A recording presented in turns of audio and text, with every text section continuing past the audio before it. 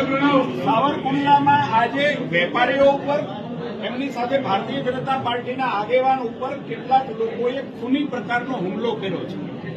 અંગત અદાવત અને દબાણ હટાવવાના પ્રશ્ને વેપારીઓ પર આ પ્રકારનો હુમલો થાય એ બિલકુલ જાયજ નથી, વ્યાજબી નથી. અને એક ધારાસભ્ય તરીકે કહું છું કે મારી સહનશીલતાની હદની બહાર છે.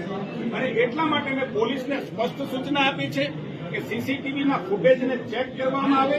કેટલાક તથાકથિત લોકો વારાઘડિયા આવા નાના છબકલા કરી અને પોલીસ સ્ટેશનનો કબજો લઈ અને પોલીસને સમજાવી અને આવા ગુનાઓ છે એને વેરવિખેર કરવાના પ્રયાસો કરે છે. મેં પોલીસ સાથે સ્પષ્ટ શબ્દોમાં વાત કરી છે કે આવા પોલીસ સ્ટેશનને કબજો લેનારા લોકોને પણ ઓળખી પાડવા જોઈએ.